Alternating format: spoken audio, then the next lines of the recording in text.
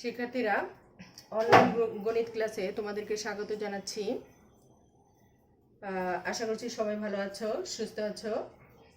তো আমাদের আজকের পাঠ হলো অনুশীলনী 8.5 এর। আমরা অনুশীলনী 8.5 দেখতে পাচ্ছি। অনুশীলনী 8.5 এর সিকিউ 17। আমরা একটি বৃত্ত দেখতে পাচ্ছি। কোশ্চেনটি হলো আমার ও কেন্দ্র বিশিষ্ট এবিসি বৃত্তে, আমরা বৃত্তের নাম দিই, এখানে হলো সি।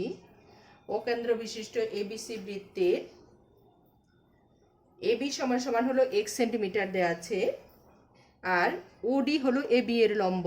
এই ওডিটা হলো এবি রেখার উপর লম্ব। এই চিত্রটার সাপেক্ষে আমাকে 3টা কোশ্চেনের উত্তর দিতে হবে। ক নাম্বার কোশ্চেন হলো বৃত্তটির ক্ষেত্রফল নির্ণয় করো। ক কোশ্চেন, ক বৃত্তের ক্ষেত্রফল নির্ণয় করো। বৃত্তের ক্ষেত্রফল নির্ণয় করো। আমার বৃত্তের ব্যাসার্ধ দেওয়া আছে 10 সেন্টিমিটার। বৃত্তের ক্ষেত্রফল নির্ণয় করো, এটা হলো আমার ক নাম্বার কোশ্চেন। তো আমরা জানি বৃত্তের ক্ষেত্রফল সমান সমান, অ্যান্সার লিখছি, আমরা জানি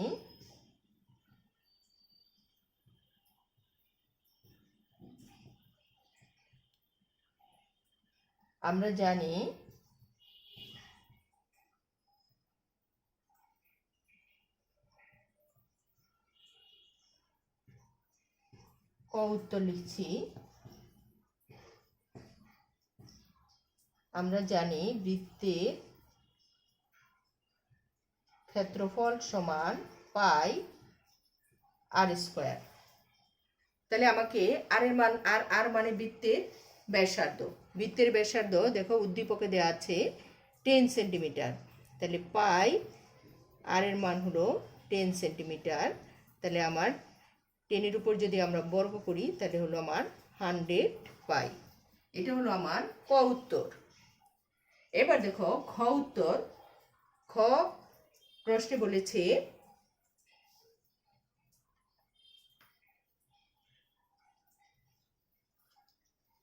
আমার খ প্রশ্নটি হলো দেখাও যে ডি এ বি এর মধ্যবিন্দু। খ দেখাও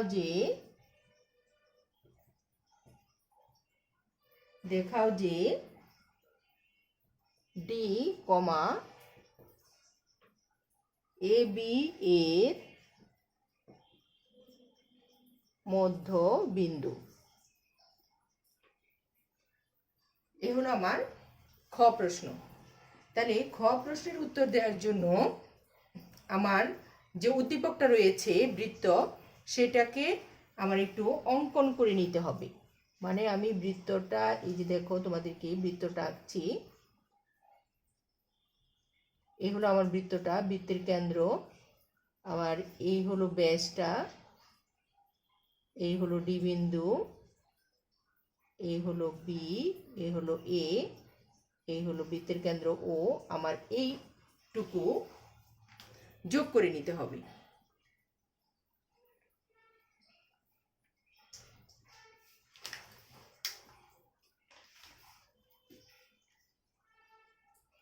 আমি ও কমা এ যোগ করব।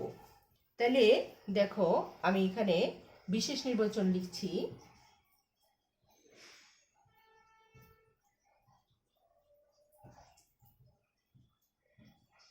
বিশেষ নির্বাচন, মনে করি ও কেন্দ্র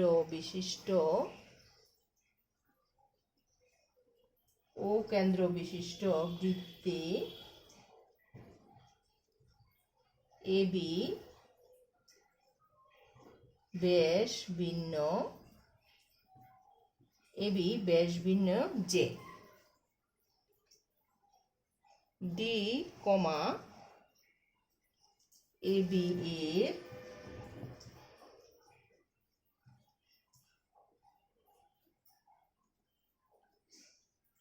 ডি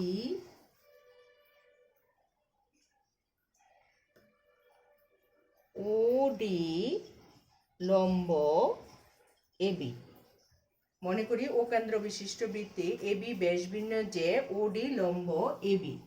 প্রমাণ করতে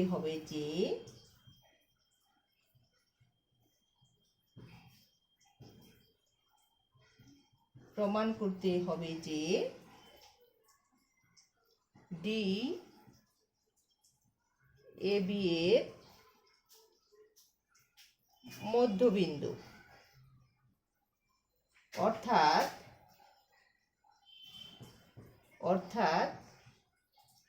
এডি ইকুয়াল বিডি। এটা আমাকে প্রমাণ করতে হবে। তো আমি এটার জন্য আমাকে অঙ্কন করে নিতে হবে। অঙ্কন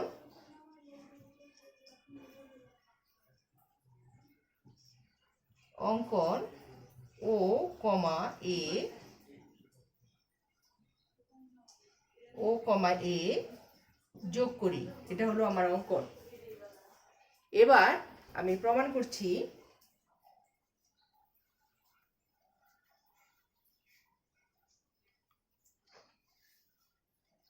দেখো প্রমাণ,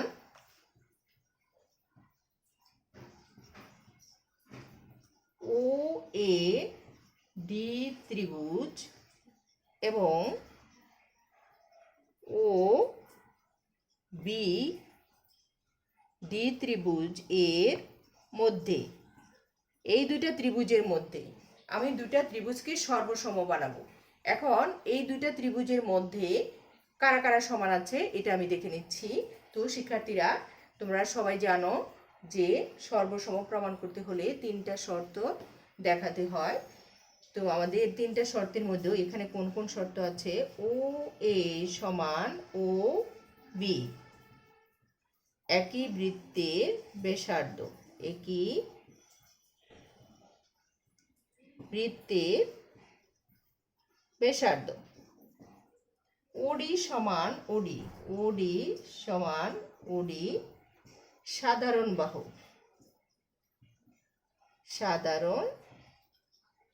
সাধারণ বাহু, ওডি সমান ওডি সাধারণ বাহু। থার্ড নাম্বার কন্ডিশন, যেহেতু ওডি লম্ব এবি, সুতরাং ওডি এ কোণ সমান ওডি বি কোণ। কেন? যেহেতু লম্ব বলেছে, কাজেই এরা হলো প্রত্যেকে এক সমকোণ, তাহলে সমকোণ বলে এই দুইটা কোণ সমান। তাহলে আমার তিনটা কন্ডিশন সমান হয়ে গেল। সুতরাং ও এ ডি ত্রিভুজ সর্বসম ও বি ডি ত্রিভুজ। তাহলে ত্রিভুজ দুটি যেহেতু সর্বসম হয়ে গেছে, তাহলে আমরা বলতে পারি A D equal B D. তো এডি ইকুয়াল যেহেতু বিডি হয়ে গেছে, সুতরাং ডি কমা এ বি এর মধ্যবিন্দু। যেহেতু মধ্যবিন্দু, সেই জন্যই তো আমার এডি সমান বিডি হয়েছে, মধ্যবিন্দু প্রমাণিত। তাহলে আশা করছি শিক্ষার্থী বন্ধুরা সবাই সুন্দর করে আমরা খ নাম্বার উত্তরটা সুন্দর করে আমরা কমপ্লিট করতে পেরেছি। এবং এটা হলো আমরা উপপাদ্য যে 17 পড়েছিলাম, সেই 17 উপপাদ্যের বিপরীত উপপাদ্যটা। তোমরা যে গত টার্মে যে তোমরা যে বৃত্তির উপপাদ্যগুলো করে এসেছ, তো সেখানে আমার 17 একটা উপপাদ্য আছে, উপপাদ্য 17 উপপাদ্যের এটা বিপরীত উপপাদ্যটা। ওখানে 17তে আছে দেখাও যে ওডি লম্ব এবি, আর এখানে প্রমাণ করতে বলেছে এডি ইজ ইকুয়াল টু বিডি। তাহলে সবাই ভালো থাকো। আমরা নেক্সট চলে যাচ্ছি।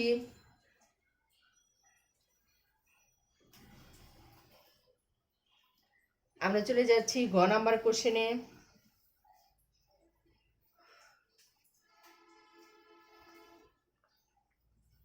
গ নাম্বার কোশ্চেনে কি বলেছে দেখো।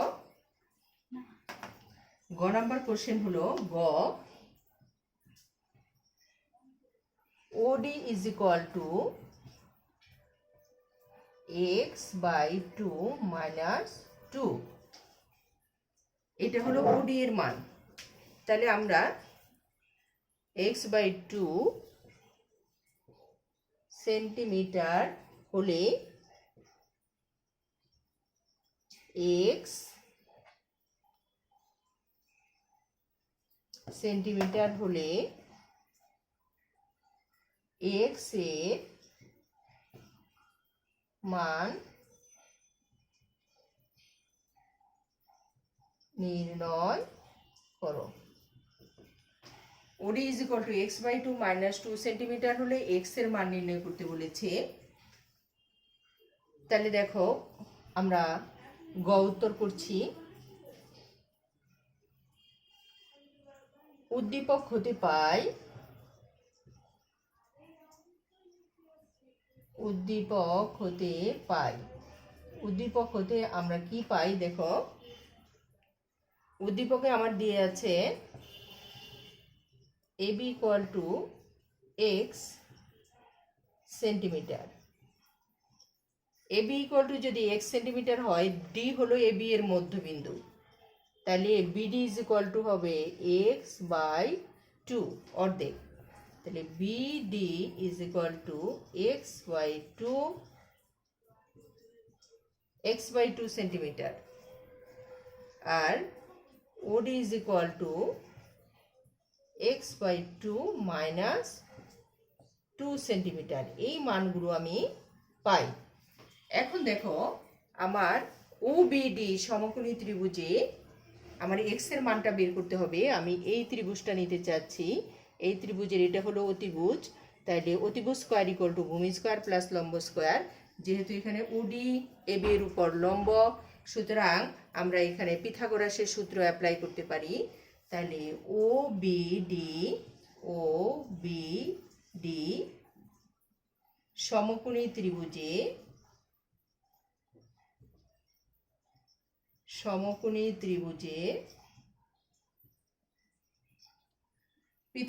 OBD সমকোণী ত্রিভুজে আমরা কি করতে পারি? পিথাগোরাসের সূত্র অ্যাপ্লাই করতে পারি। তাহলে OB square equal to OD square plus BD square. এবার আমরা মান বসিয়ে দিই। আমাদের কাছে মানগুলো আছে। OBর মান হলো 10, তাহলে 10 স্কোয়ার, আর ODর মান হলো OD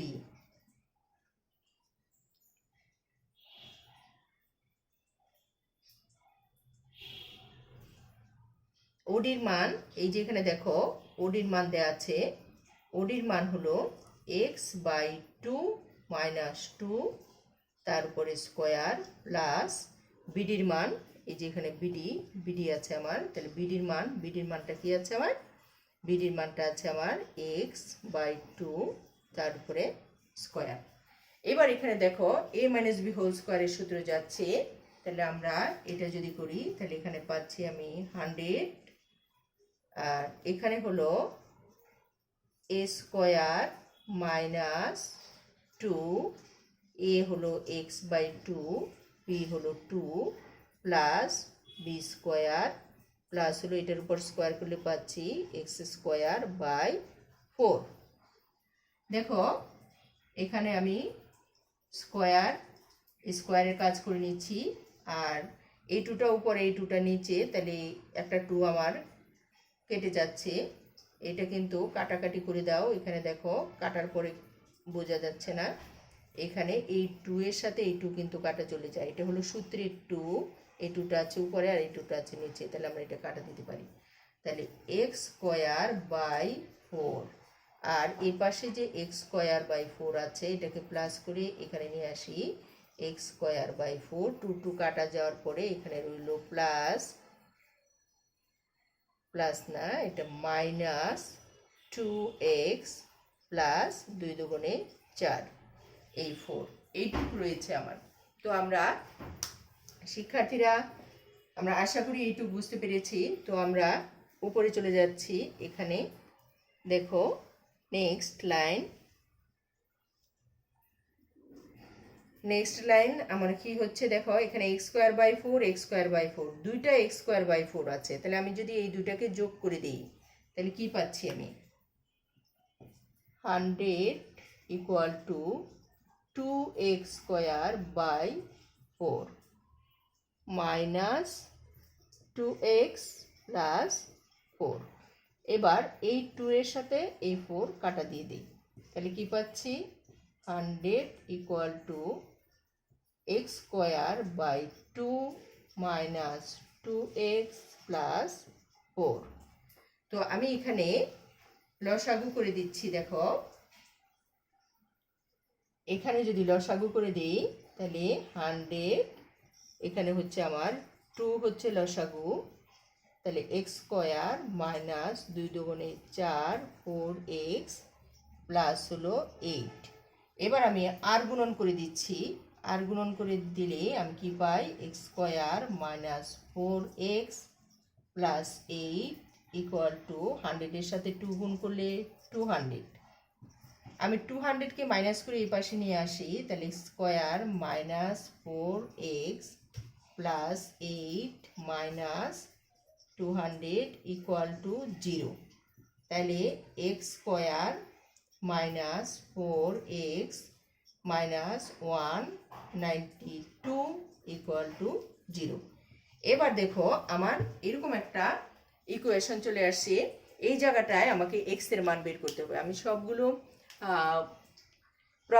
মোটামুটি প্রবলেম সলভ করে আমি শেষের দিকে চলে আসছি, আমার কাজ প্রায় শেষের দিকে। তো এই জায়গাটা আমরা মিডল ফ্যাক্টর করব। তো মিডল ফ্যাক্টর করতে গিয়ে আমরা দেখি যে x square minus 16x plus হলো 12x।